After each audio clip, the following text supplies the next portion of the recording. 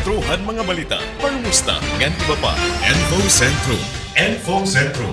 Nga tanan, may kalabutan, pahinhan, tama nga impormasyon. Info Sentrum. Pen Bumida.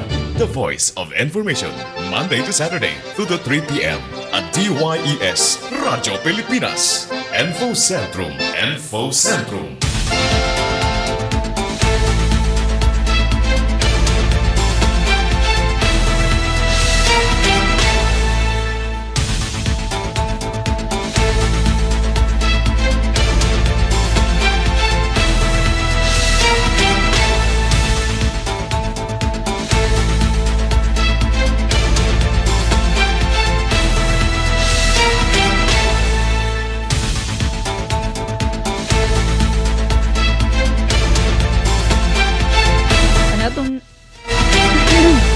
Anatong oras sa kabarangay, medyo na kita 5 minutos na. Ang nakalabay, alas 2, maupay nga kulop. Welcome ha aton taramdan na Info Sentrum. Atipen ini. Kapag natin di Master Control Engineer RV Dadios. Maupay nga kulupuan hour kita no aton pagkarampang pinaagiton supervision ni Ate Ruth Rivera Abunda para naman updated kita no hiton mga pinakaorhing nga mga panitabo dinhi aton dapit. Okay na ito naton panahon na shine hi Mr. Sun. Salit maupay ito nagkapwesto haduyan ni Ate Merns. Nasinghi Ate Merns. Ato na ba Ate Merns nakatugdon naan nakatugdon. Nakalakat na ba aton eroplano? Syempre kay Lunes man Monday, Wednesday nga na Friday. Amo iton schedule iton Philippine Airlines sa biyahe nga niya aton na syudad dito na Borongan.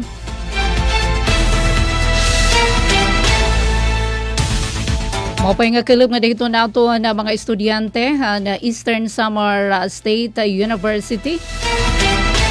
Ano daw la ko na madayon nag-message sa aton ang staff ni Sir June Agda.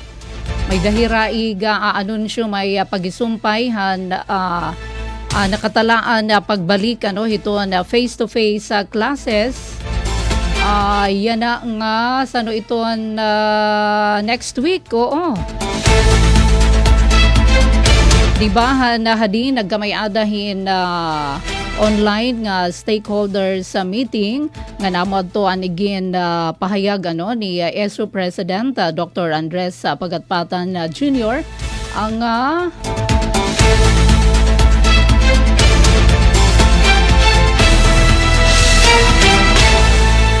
Amadton igin proponer nga Enero 26 so ang ito naton i-follow up ito na mga opisyal hiton ESO katapos adton board meeting adton Board of Regents nagkamay-ada hira kundiak nagsasayop an meeting Enero 13 ba ngan Enero 14 ngan syempre antes ito silingan natin may dabayan na Engineer RV magiging aktibidad ito na aton Pangulo.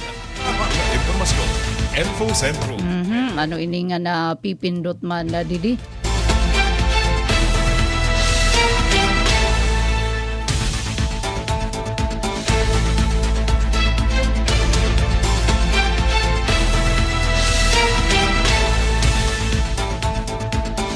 May dabayan na Engineer RV aktibidad kay karo kanina pinangunahan ni Presidente Marcos Jr. adton distribution naman haniba-ibang agri-fishery interventions ang mga parag-uma para pangisda ang LGU pati na universidad dida ini hito na mga asosasyon dito man ini hamti ka antike. So nga may dagihapon iba pa nga aktibidad dito na ato na presidente. So hamtik antike kanina. Ngan iba pa nga aktibidad ito na ato na Pangulo magkakamay-adahin inspeksyon Sumag Water Treatment Plant.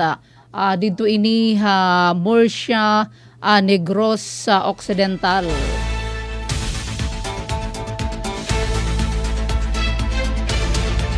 So, amin ni nga kakadtuyan na hito na aton Pangulo. So, oron na aton iniban tayan, aton na nga ni hapag kaya na, nagkakamayada na inspeksyon iton aton Pangulo. Dito naman isang water treatment plant. Dito ini Barangay Salvacion na Murcia, Negros Occidental. So amiton aktibidad yan na dakeng aktibidad ni Presidente Marcos Jr.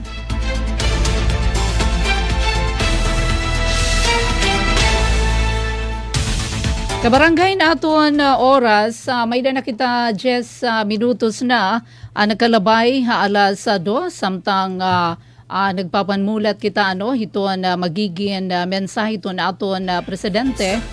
Aton anay pasadahan aton mga pinakaorhi nga mga balita impormasyon na diniha aton dapit nakalabay nga weekend tikang hadton Friday magkamay-adahin makisig nga oran nga sugad man nakaapekto mga pagbaha subay ini nga igin pahamtang initial pala ini. Sige to na ito na pagpanmulat, ito na magiging final report, ito na Provincial Disaster Risk Reduction and Management Council or Management Office. So ini nga ika-5, SITREP number 5, initial pala iton, nga ato na ini nahiya balita kanina, sobra 46,000 adto na mga pamilya o sobra 160,000 individuals at doon na naapektuhan na tropical storm Ada. So dinhiha ato na probinsyahan na sinirangan na Samar. Nga tanan naman nga mga evacuee adto na sobra mil nga mga pamilya amo ina nagpakauli na ngadto naman haira tagsa-tagsa nga mga panimalay.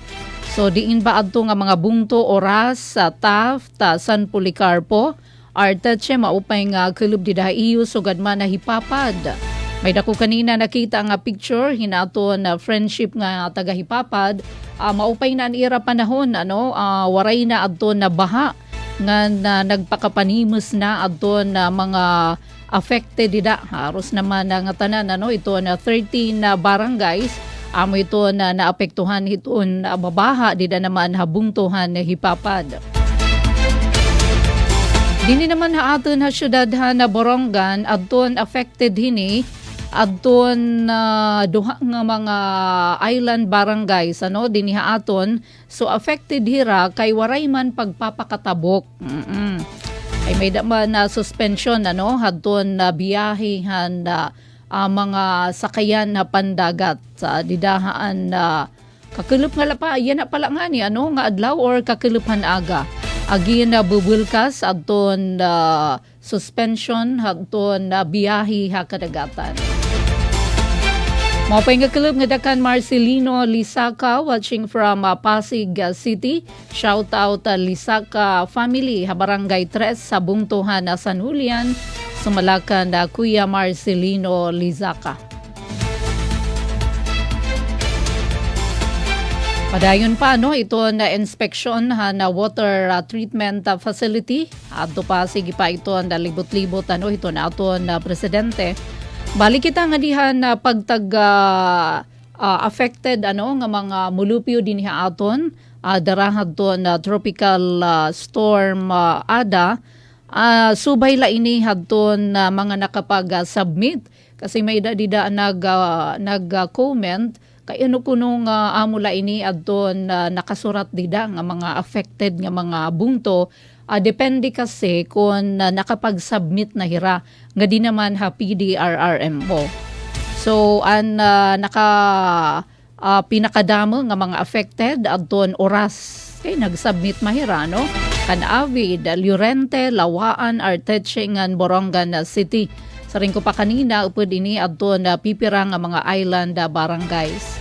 May dagihapon na hitalang guti ay nga landslide Borongan, Oras, kalawin na lang niyo ito na tubig bahang ikaupat na ngayon ini nga pagbabaha dida naman habungtuhan hipapad. Yan na lang nga bulan na Enero. As in lubog sa tubig baha. May dagihapon na nahitala nga landslide haborongan oras sa Taft nga nahipapad. Pero dida hadton igin padangat nga paanunsyo hadton DPWH Eastern Samar possible na ini nga mga dalan. An bungto naman han Arteche nagsubmit hira hadton ira danyo sa agriculture. So nakantidad sobra 6.2 million pesos. Pero nakita ta naman dito naman habungtuhan na Dolores, may dangani kita dida mga pictures na ginbabaha naman ginlalabon adto na pira nga mga umhanan dida naman ha Dolores. So amo pala adto na nag-report ha ira nakalabay nga adlaw adton Arteche. So adi natin mahibabaruan iton final datos iton PD RRMO.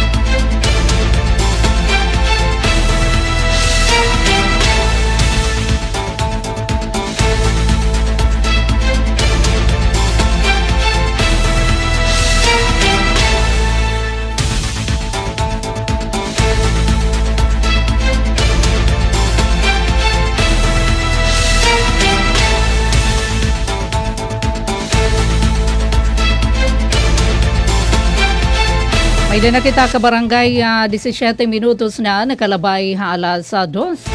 Alright, so balik kita ato na taramdan na info sentrum with Ate Pen. So yun nga mga oras, may na kita mga bisita from Eastern Samar State University. So adi ato na makakahampang Dr. June Agda iton college VP. Vice President for Academics hiton ESO ngan sugad man ni Mr. Deo Nicart, member hiton Technical Working Group ito na abrihan nga College of Medicine didi naman Eastern Samar State University main campus.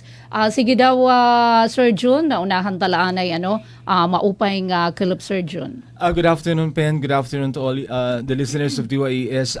I have with me Sir Deo Nicart. First things first, syempre, I would like also to greet personally to our University President, Dr. Andres C. Pagatpatan Jr. And siguro, this is trending, this is viral. Eastern Samar State University is really proud to announce that we have produced, 14 new lawyers in the 2025 bar examinations. Of course, kudos to the Dean of the College of Law, Attorney Maria Lourdes Isabel Arevalo, and all the faculty members of the College of Medicine. Maraming salamat po. Andito rin po kami, Pen, and of course, with me, Sir Deo Nicart, member of the Technical Working Group for the proposed offering of the Doctor of Medicine program Eastern Samar State University. Before we tackle that, ang main purpose actually namin talaga pagpunta rito, and before I forget also, we have produced 4 top-notchers, in the licensure examination for teachers. Isa sa Giwan, one from Canavid, one from Salcedo, and one from the main campus. yun, no? Worth mentioning, no, si Miss Bacula, I think from ESU Canavid, top 7. Miss Ellen from ESU Salcedo, if I'm not mistaken, also top 7. And Miss Nicart, no, from ESU Main Campus, top 9. And ito si Mr. Chris Anthony Gahilan, top 10 from ESU Giwan. So we honor them, no? When Commissioner and also the chair of the Board of Regents of the Eastern Samar State University, ito si Commissioner Desiderio R. Apag III, no, came to ESU Main Campus last January 14, no? Last week, no? Actually, one of the purposes, no, of him coming to ESU, actually he arrived a day before January 13 kasi conducted ocular inspection, no, together with the chair and members of the special task force, no, si RD Dr. Alhibe, no, and engineers from CHED and I think also from DPWH, no, yung pag-conduct ng ocular inspection of all ESU campuses, no, napunta sila sa Balanghiga, Giwan, Salcedo, Maydolong, and of course main campus. Kaya nga lang po, yung ginabi na talaga ng January 13, they were supposed to go pa to Canavid and Arteche, no, but because they were pressed with time, no, so nga nala po main campus. So ito po yung important announcement po natin, Miss Pen, no. So the reason why we're here foremost is to announce that all systems go. We will already resume our face-to-face classes on January 26. That's Monday next week, no? In all ESU campuses po yun, no? So yung mga estudyante po natin dyan, no, na nagtatanong, so matutuloy na po talaga yung face-to-face classes natin for all ESU campuses, no? This coming Monday, January 26. Ito po ay napag-usapan nung special board meeting which was held at the ESU main campus, no, chaired by Commissioner Apag, no, and members of the Board of Regents, no. So present po doon yung findings ng special task force, no, na binuo po, no, para i-inspect, evaluate, i-assess po yung structural integrity ng ating po mga buildings, no, for all campuses, no. And it was decided na specifically here at the main campus, di ba, Sir Deo, we're going to parang cordon off, okay? Or i-condemn na natin yung mga buildings that were heavily affected. Ito po yung... Yes, sir. Based on the meeting conducted last week, yung buildings identified na hindi talaga safe, I believe that was 4 buildings. The College of Science na building, yung College of Education, College of Engineering, at saka yung CBMA na building, which is shared ng College of Hospitality and Management and yung CBMA. So didahad doon gindumara Sir Jun nga stakeholders meeting, di bahan You were there. Zoom, Yeah, naka-attend kita. Opo. So kumusta na? Ano iton paano nga nakasiring adton ESO nga all systems go na. So may dadama mga preparations on the labi na adton mga makeshift nga mga buildings, sir. Opo. Actually, we came up with a strategy, no? Actually, dun sa mga external campuses, maybe for Giwan, some buildings in Salcedo and Canavid, no? Minor lang naman po yung mga damaged po doon, no? Although, na-recommend din na i-condemn yung iba, bali i-retrofit po yung ibang mga rooms, no? But here at the main campus, no, masyadong talaga, no, visible talaga yung mga cracks, no? And yun na nga na-mention ni Sir Deo, 4 po yung mga buildings na cannot be used anymore. So what we did, we came up with yun na nga yung double single session, no? Bali magsi-shifting po tayo. Yung isa 6 a.m. to 12 noon. Yung second shift naman 12 noon to 6 p.m. no? So to optimize the use of our classrooms, no? So we had a meeting this morning, and actually we have been doing the groundworks, no, on how we're going to navigate, okay, with this transition. Kasi nga syempre ang daming nawala ng mga classrooms, no, sa engineering pa lang, sa CBMA, HM, marami yun, no, sa education. So we're going to utilize, okay, all available possible classrooms in ESU main campus. So which would mean na even the Kanoktan Hall. For the given meantime nga waray yeah, pa sir adton makeshift. makeshift. Opo. So yung sa Kanuktan Hall, we have partitioned them into 15 classrooms. Bale, yung students pavilion gagamitin din po. Even the second floor of the main library gagamitin naman, no? So what we did, bale, classes will have to be divided into two. Yung ibang mga colleges will have to start at 6 a.m. and will end at 12 noon. Yung ibang colleges naman will start at 12 noon and will end at 6 p.m. No? Pero hindi po affected dito yung College of Law, di ba? At saka yung grad school kasi weekends naman po yung mga classes nila. So hirala sir Deo, it diri affected. Opo, hirala po. Oo. So ini nga ipapailarom hiton single double session. An nga tanan except hiton College of Law nga ni graduate school. Opo. Okay. Siyempre, para i-offset yung mga hindi magagamit na mga classroom sa engineering, sa education, CBMA at saka College of Science. No? So gagamitin din po natin yung ibang classrooms ng Medical Arts Building, yung para sa Doctor of Medicine. In the meantime, that we're going to construct with the 40 makeshift classrooms, no, that was mentioned by Dr. Pagatpat. Saan it sir ma-start ang mga makeshift? Siyempre, you will have to go through with the bidding process, di ba? Hopefully, as the soonest Pero sana, no? money, ito ang Fund, oo, budget, ready meron na yan, po. may Opo. nanahit. Diri Opo. problema. Diri po problema, no? Yun nga lang po, we have to follow the protocols no, sa procurement process po. So Hopefully all by March, no? Ganun, no? Maumpisahan na. Hopefully. No? So ining single double session, the whole second semester ba it? Opo. Actually, yun ang pa-end naman na po tayo by, hopefully by April. April. Or maybe first week of April, patapos na tayo kasi we're synchronizing our schedule, our school calendar with the Department of Education. Hopefully, we could also start our classes by June 2026 para sa first sem, no? So, may mga natitira pang ilang araw, no? So, January, February, March, and hopefully by first week of April, no? Matapos na po yung... Kaya lang there's a possibility na mag-extend tayo, I think, mid-part of April, I think, because of, for one, classes were suspended last week, no?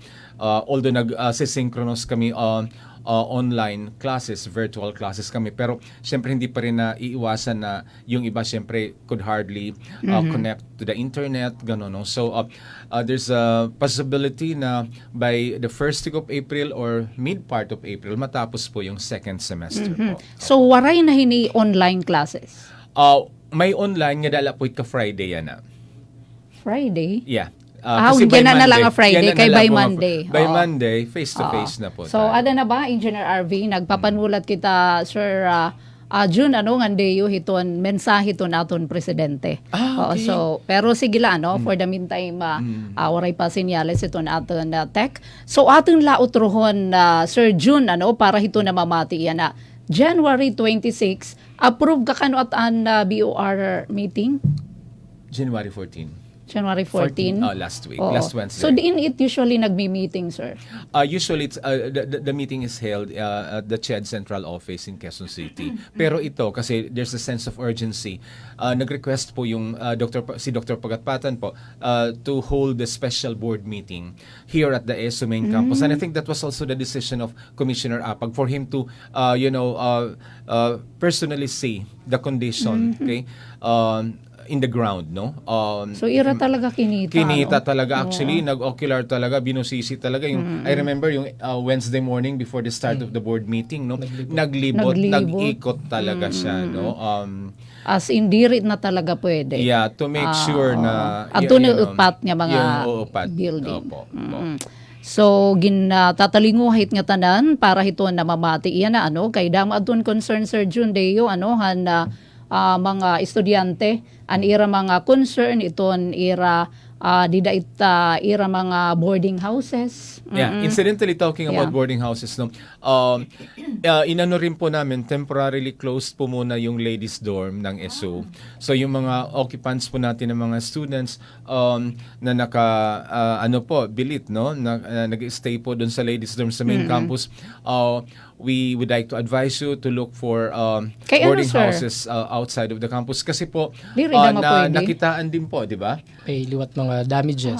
Sa second floor no ng dormitory po. Opo. Pero itit na-occupy dida nga estudyante.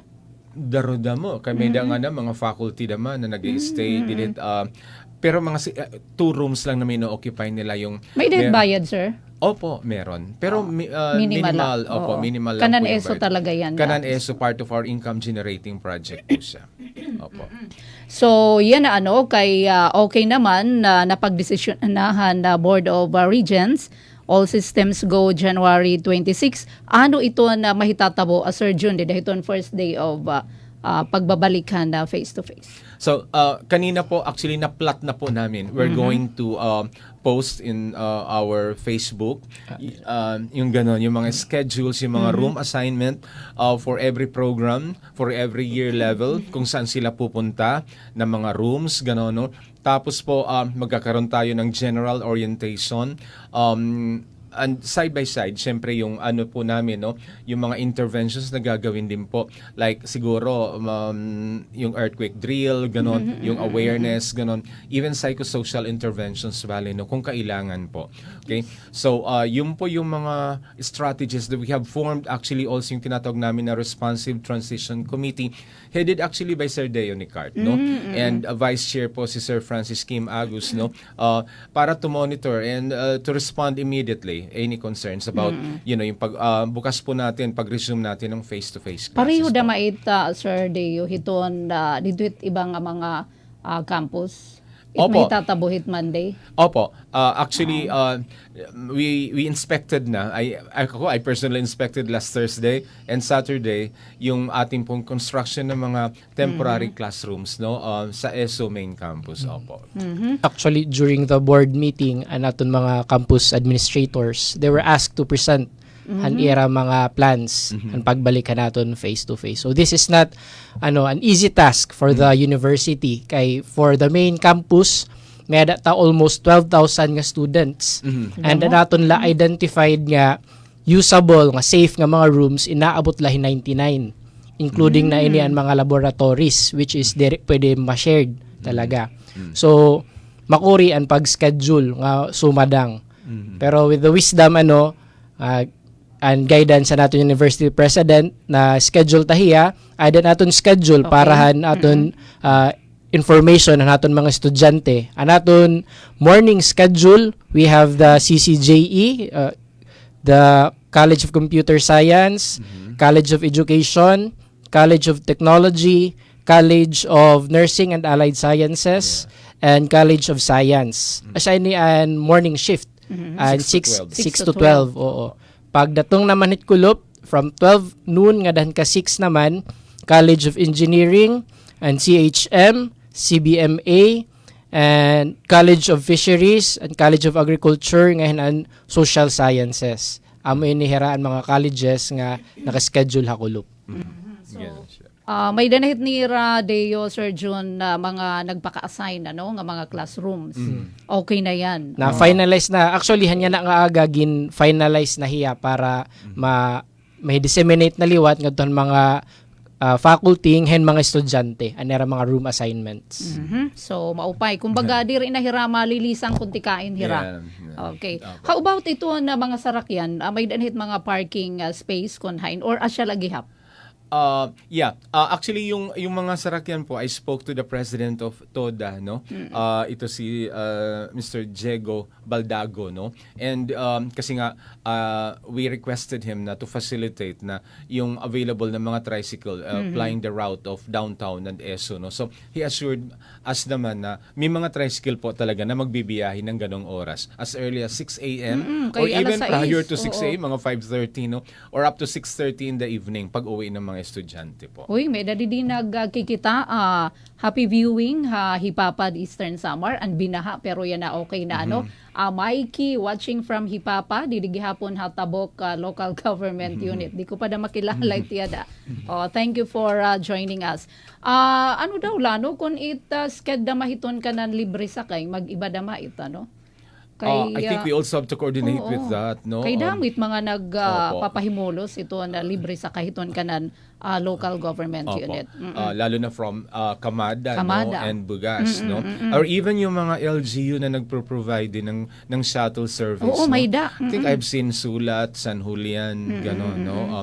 Para rin ma-adjust din nila, gano'n, no? Ma-recalibrate yung schedule. Oo, ganun. Sir June Day, dito iba nga mga campus. Siring man diri man good tal nga affected aton ira mga building. So an ira pareho daman aton 6 a.m. to 12 to 6 p.m. Actually, we have given the latitude to the campus administrator kasi mahirap din sa mga external campuses syempre yung mga mode of transportation, so kung hindi naman po kailangan talaga mag double shift, no, then they have to schedule them yung dating schedule po, no change po. Ay Ganon maupay. po, opo. So inihiya nga double nga shift din hilay ta esumay. And most likely, ESO Giwan. Kasi damo Ay, may daman dadaman, oo. damo damit mga estudyante dito. Kasi ang ating pong total population ng ESO across campuses, umaabot po tayo ng mga more than 24,000 po.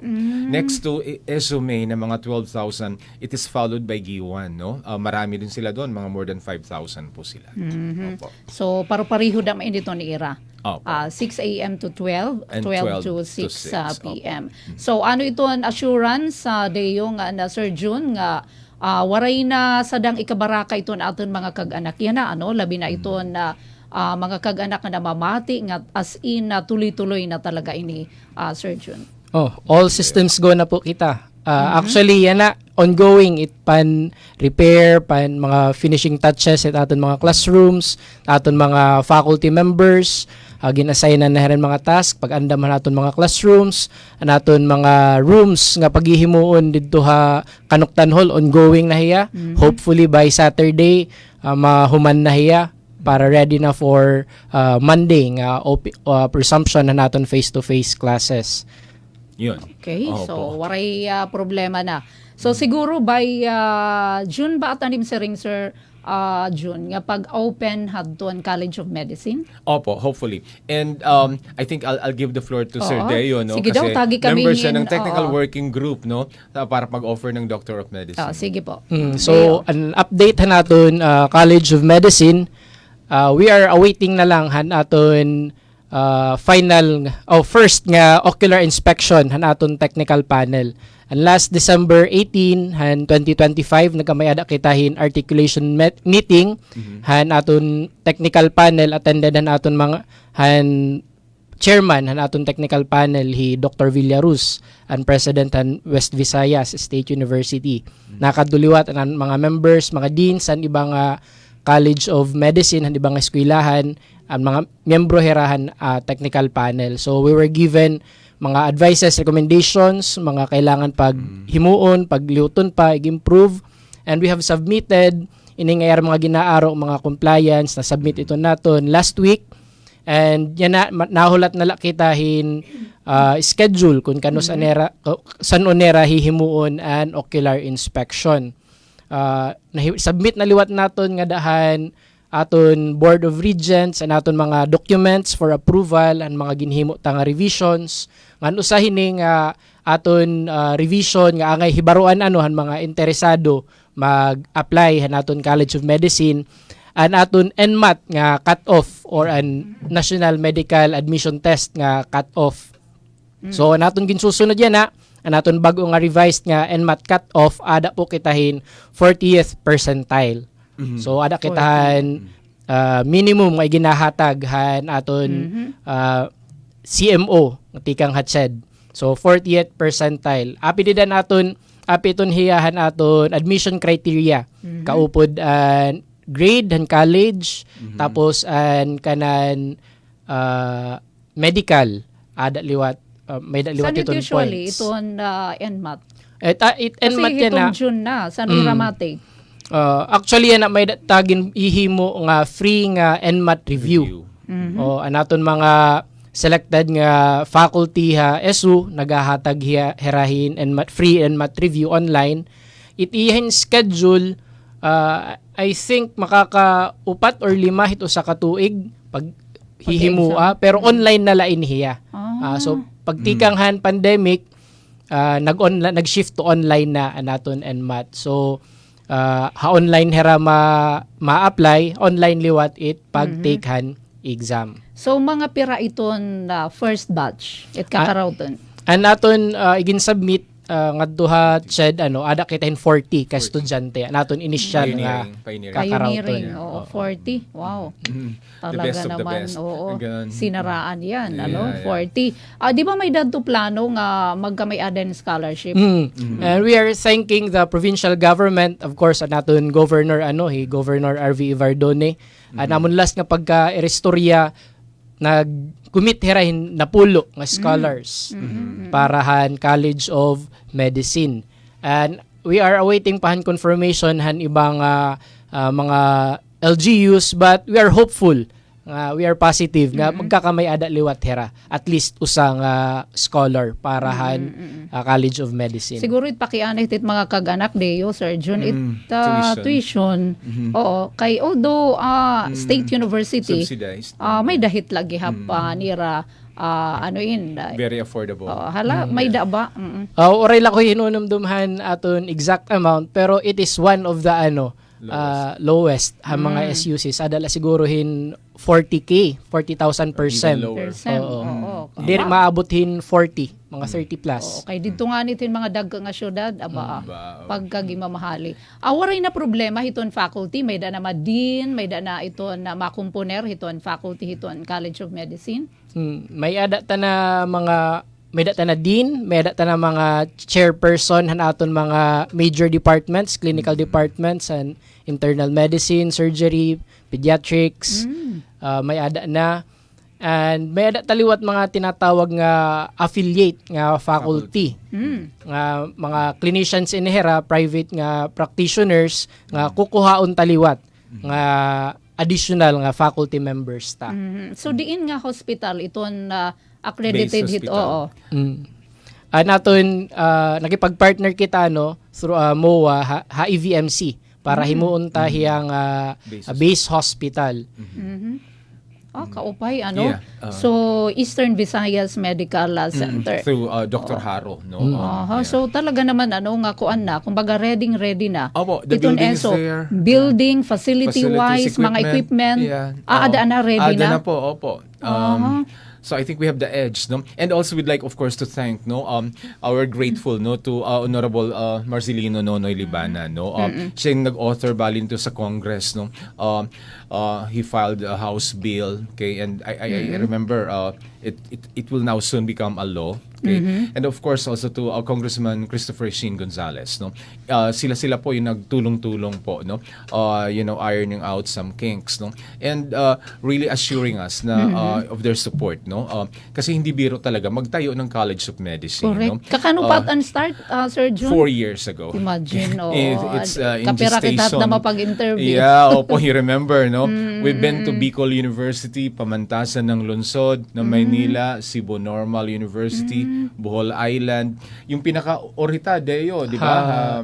Ilocos. Yeah, sa Mariano Marcos State University, opo. Para mag-benchmark la, no? And to rally support actually, no? So handang-handa na po rin tayo sa Doctor of Medicine ng Eastern Samar State University. I think this is the sabi ko nga the minds, no, of our local leaders, no. Talagang nagsama-sama, no, conglomeration of ideas and efforts, no. So handang-handa na po talaga. Handang-handa na. So by June, wala nang atrasan pa. May damat na mention nga sa paliwat nga kurso. Architecture, Ayan. BS Architecture Saan ito, sir? po. Yan na rin po nga June 2026 at the main campus. Opo. Opo. So, anit mga requirements damahit or para naman at least makapag-preparar iton mga kag-anakan estudyante? Okay. Right now po, we're conducting na po yung entrance examination dun sa mga high schools, no. In fact, this Thursday, an entrance exam will be held at the Maypangda National High School, no. So, paki-indicate po doon na halimbawa first preference nyo, kunwaring kurso na gusto nyong kunin, no, BS Architecture. So, kasi nga do it right the first time, we really have to evaluate the capability, the Oo. aptitude, no? Okay. Yan. So Sir June, ikatalaan ay kamo. Opo. Kadali la ato Opo. na pamatian no ito na ato na Pangulo Presidente Ferdinand Romualdez Marcos Okay. Jr. Thank you all very much. Allow me to greet some, please take your seats. Allow me to greet some of our guests who have joined us for today's celebration. The Israeli ambassador, Dana Kursh, and the other members of the diplomatic corps that are here with us. Negros Occidental Governor Bong Lacson, Bacolod City Mayor Greg Castaya, Murcia Municipal Mayor Victor Gerardo Rojas, DBP President Mike De Jesus, also accompanied by Miss Universe here, Gloria Diaz. At least nakaabot ka na sumag now, no? That you can say that. Local Water Utilities Administrator Jose Moises Salonga, the Bacolod Bulk Water Incorporated, and Tubig Pilipinas Group Incorporated, Chairman and President Ryan Wesley Yapkianwi, officials and employees of Bacolod Bulk Water Incorporated and Tubig Pilipinas Group Incorporated, fellow workers in government, guests, ladies and gentlemen, good afternoon. I am very pleased to be able to join you today for the inauguration of the Sumag Water Treatment Plant. It is an initiative that represents sound infrastructure planning and responsible investment in our country's future. As we all know, water is a precious resource that sustains our health and our life and enables economic activities. When water systems work, progress flows. The Sumag Water Treatment Plant is a clear example of how the public and private sectors can work together to provide solutions. Considered one of the largest water treatment facilities in the Negros Island region, the Sumag Water Power Plant strengthened Bacolod City's long-term water security. This facility supplies treated bulk water to Bacolod through the City Water District to ensure a reliable water supply for the city.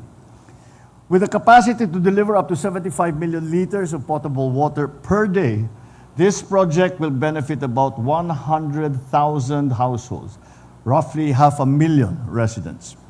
It would not be possible without the direction of Tubig Pilipinas Group Inc. through its subsidiary Bacolod Bulk Water Incorporated. At the same time, the project benefited from international expertise, including water treatment and automation technology from Israel-based Watermatic International. The 1.5 billion peso investment, funded through shareholder equity with participants from Climate Fund Managers, the DBP, reflects our strong confidence in the infrastructure sector. It demonstrates our country's established position to make long-term investments succeed.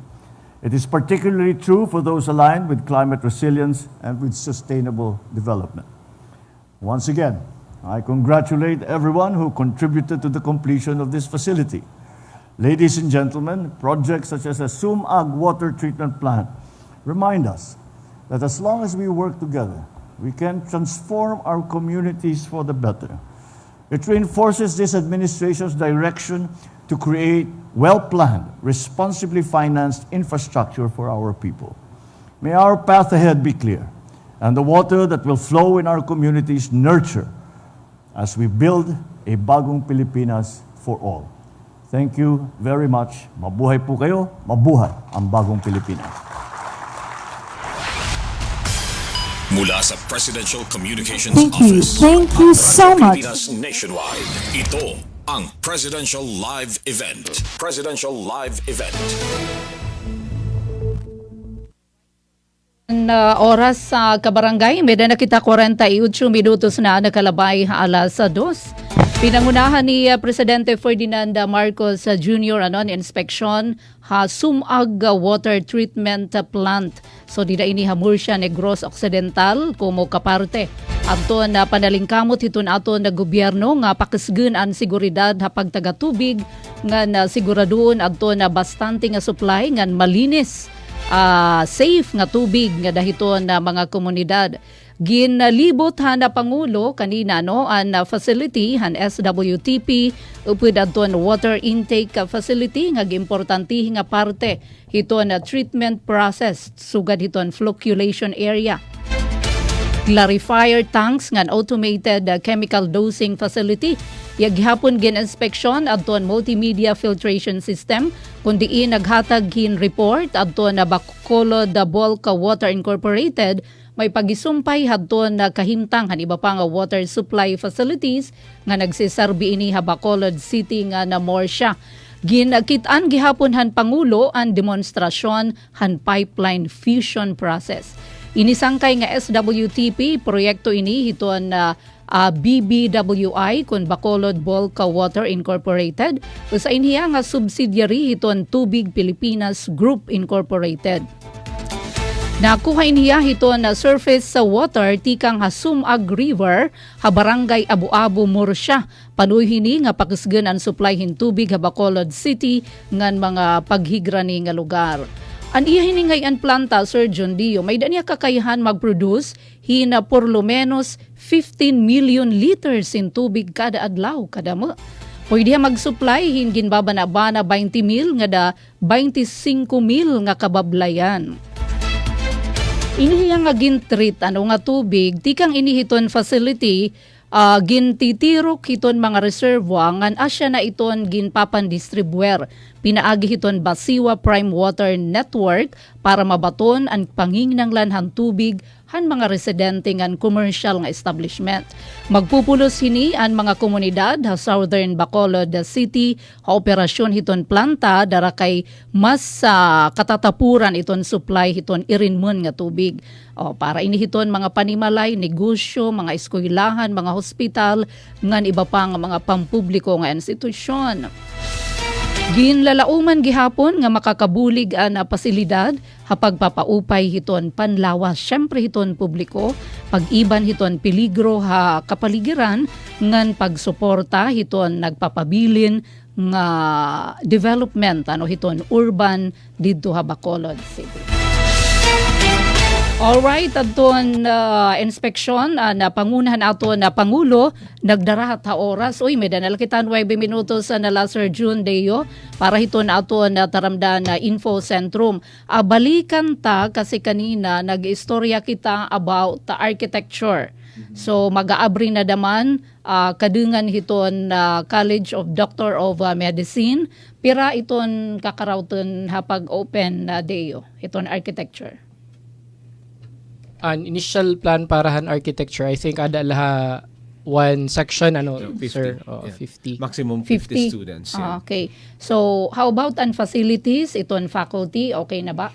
We already have a qualified dean para maging dean po siya ng a BS Architecture program po sa ESU. So taga Dinhila, sir? Taga Dinhila po. Ay, good. Opo. Oo. So yan na, in preparation, may dana ka mo, nasa rin ka, naglilibot na kamo iton mga eskwelahan or maglilibot pala? Actually, nagkakonduct na po tayo ng entrance examinations. Ay, oo. Opo, ongoing na po yung entrance examinations. Okay. Opo. Sige po, paghinang po sa Sir June, tagan ta kamohin. Parting shot, labi na iton pagsayod nga January 26 na, adton face-to-face classes, magbabalik ng sugad man adton College of Medicine na Deo Haeso. You go first, Deo. Yeah. Medicine. Yeah. So we are inviting mga all aspirants na gusto magsumulod College of Medicine. So hopefully maiha nga panahon matagan na kitahan aton government permit na mag-operate ang aton College of Medicine din main campus sa Eastern Samar State University. Madali na. Damo na mga naandam, sige padayon gihapon maaton mga ginaandam ngan awaiting nala kita go signal tikang technical panel era approval anaton mga gamit ada na may data pa mga incoming nga mga equipment taton support tikang taton university president taton mga congressman 100% bisan pa man taton governor mga mayors ada hera andam sumuporta para hininga aton programa bisan liwat aton provincial hospital kan Dr. Sabalbirino very supportive liwat hiya para hininga program hitaton university. Yeah. It's a dream come true. Sir no? Jun. Yeah. Muli, no, maraming salamat po. Nandito po kami para ipaalam po sa lahat po, no, na magbubukas na po, magre-resume na po yung face-to-face classes po. Lahat ng campuses po ng ESU sa January 26, that's a Monday, for all programs, for all courses po bali, no. So yung mga estudyante po, humihingi po kami ng kunting unawa po kasi nag-suspend po tayo, nag-shift po tayo ng modality dun sa synchronous online mode noong October 13, no. Hindi po dahil sa gusto lang po natin. We want to make sure that your safety, we put premium utmost consideration to the safety of everyone, no. So yun na nga po, no, naaprobahan na po ng Board of Regents sa pangunguna po ni Commissioner Apag, no, nung Wednesday, January 14, no. So inaproba na po na mag-resume na po yung face-to-face classes sa Eastern Samar State University for all campuses from Giwan, Balanghiga, Salcedo, Maydolong, and Canavid, and even Arteche. So, kita-kita po tayo sa Monday, January 26 po. Mag-uumpisa po yung first shift, alas 6 po ng umaga hanggang 12 noon. Yung second shift naman po, na-mention na po kanina ni Sir Deo kung ano po yung mga colleges na yun, no? From 12 noon to 6 PM po. So, wag na po tayong mag-atubili, no? Bumalik na po tayo sa ating mga klase, no?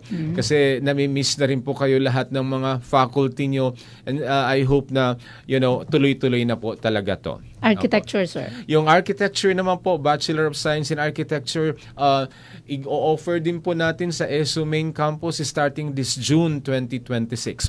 BS Architecture po ay will be under the College of Technology and Architecture para magiging kota na siya, no? So, ito po ay pamumuno po ni Dr. Rowena Capada, the Dean of the College of Technology po. Yung architecture, magiging under po siya ng College of Technology. Ang tatawagin na nga po siya College of Technology and Architecture.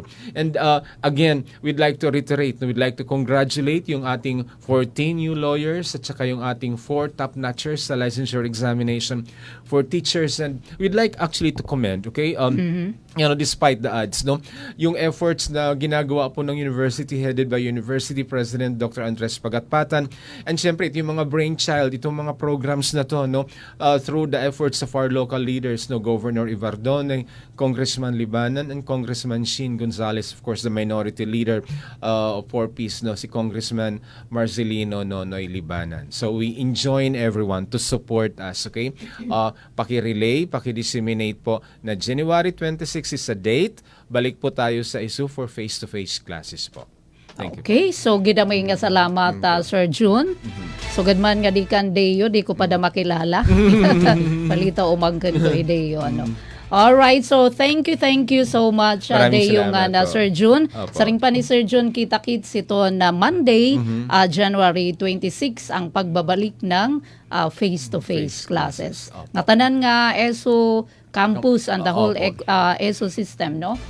January 26. Mga salamat Deo nga Sir Jun. Thank you. So much. Salamat po. Thank you.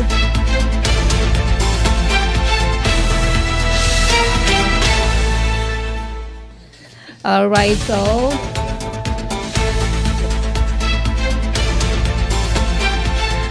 so amod to kabarangay na paglaro pamunuan Eastern Samar State University. So balik na, all systems guna sa ring pa ni Sir Jun Agda. Ito na face-to-face classes January 26 subay ini hadton approval hadton Board of Regents at last January 14. Kabarangay Sidngan Talaanay na aton pagharampang yan ang Kilipan Monday aton taramdan na Info Centrum. Thank you. Bantayan masunod aton news update. Mula sa pinakamalawak na newsroom sa buong Pilipinas, ito ang Radyo Pilipinas News Update.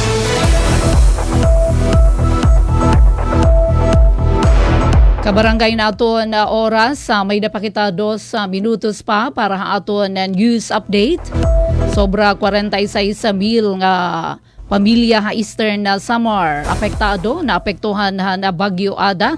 Sobra 4,300 naman adton na iginpan ayup kun mga evacuee adton nahitala samtang suspension and biyahe kadagatan amoy inagin bulkas na. Na detalye ka barangay ada naton report. Pilipinas, Radyo Pilipinas, report. Umabot sa 46,389 na pamilya o 160,097 individual ang apektuhan ng Tropical Storm Ada sa probinsya ng Eastern Samar. Sumala sa Initial Situational Report number 5 han Provincial Disaster Risk Reduction and Management Office. Tungod ang pag-uuran gan pagbaha, 1,211 nga pamilya o 4,384 nga individual ang gin-evacuate sa iba-ibang evacuation centers sa mga bungtuhan oras, Taft, San Policarpo, Arteche, Hipapad, Dolores, Borongan, Sulat, Maslug ngan Canavid. Sumalahan PDRRMO, kadamanhan mga evacuee inakabalik na ira mga balay han paghuphupan tubig baha. Pinakadamang nga naapektuhan nga residente ang nahipati ka oras kan Avid, Llorente, Lawaan, Arteche, ngan Borongan City, upod ang Pipiranga Island Barangay. May nahitala gihapon nga guti ay nga landslide ha Borongan, oras Taft ngan Hipapad, pero passable na ang mga dalan. May dadanyo sa agrikultura, Arteche, nga nagkakantidad sobra 6.2 million pesos, samtang 28 nga kabablayan, ang may parte nga nadaot ha Dolores ngan Hipapad. Waray na itala nga namatay, nawawara o nasamdan. Samtang ginbukas na han Philippine Coast Guard ang suspensyon han biyaya kadagatan na Eastern Samar kahuman magpahayag ang pag-asa nga waray na tropical cyclone wind signal ha probinsya. Gintutugutan na ang pagbibiyahan nga tanan nga sasakyan pandagat bisan pa man ginpapahinumdum ang publiko nga maghirot ngan padayon nga magmonitor han mga weather advisory. Para Bagong Pilipinas, Penelope Pumida, Radyo Pilipinas, Radyo Publiko, Borongan. Amod to kabarangay nato na news update ati pen Pumida ini pinagito na supervision ni Ati Ruth Rivera Bunda dinila aton na news update maupay nga klip. Mula sa pinakamalawak na newsroom sa buong Pilipinas, ito ang Radyo Pilipinas News Update. Ito ang Presidential Broadcast Service. Radyo Pilipinas. Radyo Publiko Ng Bagong Pilipinas para sa